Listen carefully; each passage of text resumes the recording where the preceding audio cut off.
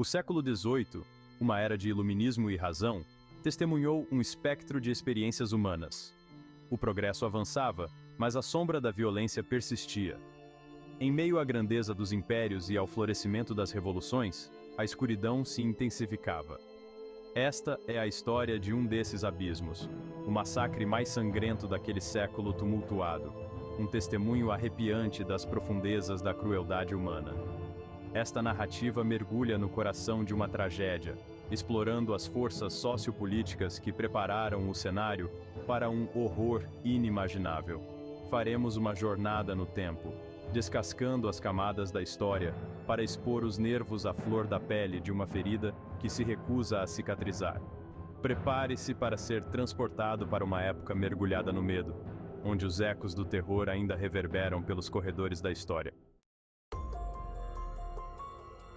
Para entender a gênese de tamanha violência desenfreada, é preciso primeiro examinar a tapeçaria de sua época. A Europa no século XVIII era um caldeirão de tensões latentes. A intolerância religiosa, a disparidade econômica e a luta pelo poder criaram fissuras profundas na sociedade.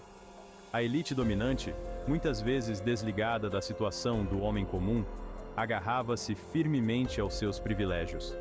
A perseguição religiosa era abundante, com grupos minoritários enfrentando opressão sistemática. Um coquetel potente de ressentimento, medo e desespero estava fermentando, aguardando apenas uma faísca para incendiar o inferno. À medida que o século avançava, o abismo entre os que tinham e os que não tinham se alargava. A fome e as doenças assolavam a terra, afetando desproporcionalmente os mais vulneráveis. Os gritos dos oprimidos caíam em ouvidos surdos, seus pedidos de justiça eram recebidos com indiferença. Rumores de rebelião começaram a circular, sussurros de descontentamento cada vez mais altos a cada dia que passava. As autoridades, cegas por sua própria arrogância, não reconheceram a ameaça iminente. O palco estava armado para um confronto, uma colisão de vontades que culminaria em um banho de sangue. Em uma noite gravada na infâmia, as tensões latentes finalmente transbordaram.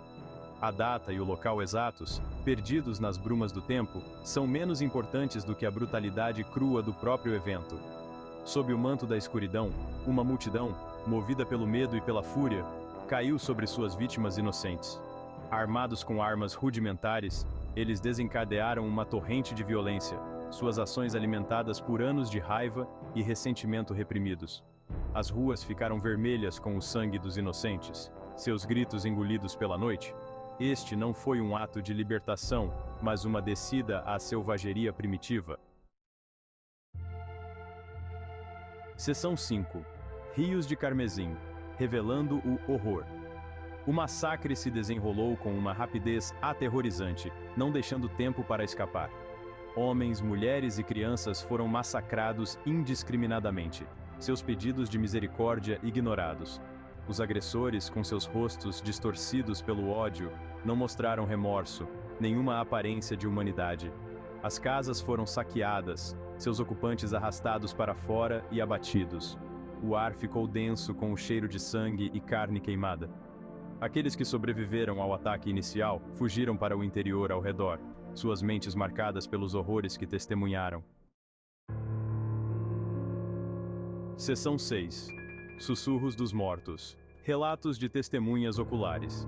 Embora os detalhes exatos do massacre permaneçam envoltos em mistério, fragmentos de relatos de testemunhas oculares sobreviveram, passados de geração em geração. Esses contos sussurrados pintam um quadro arrepiante da carnificina, oferecendo vislumbres das profundezas da depravação humana. Um relato fala de uma jovem mãe tentando desesperadamente proteger seu filho bebê dos golpes dos agressores.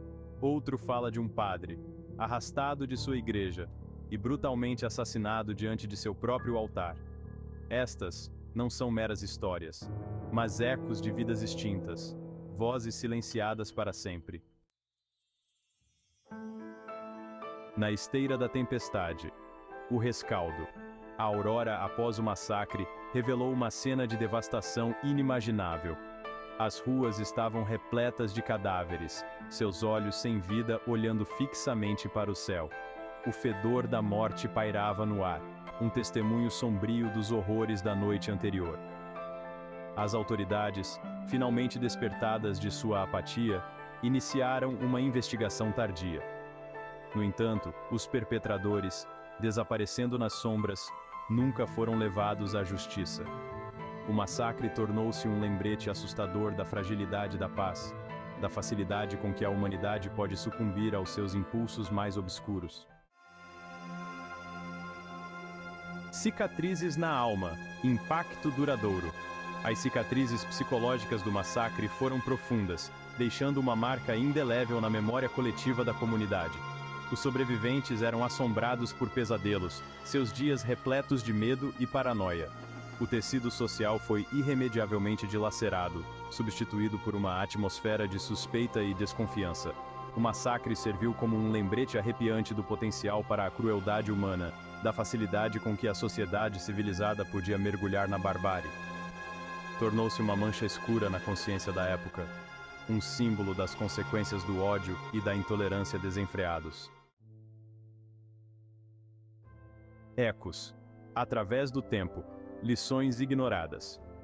Os ecos deste massacre do século XVIII ressoam até hoje, servindo como um lembrete gritante das lições que a história ensina, mas que muitas vezes deixamos de aprender.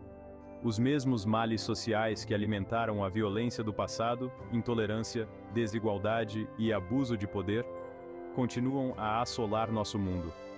Do genocídio de Ruanda à limpeza étnica nos Balcãs, a história está repleta de exemplos da capacidade de brutalidade da humanidade. O massacre que exploramos, embora perdido na obscuridade do tempo, permanece como um símbolo potente da duradoura condição humana, um reflexo de nossa capacidade para o bem e para o mal.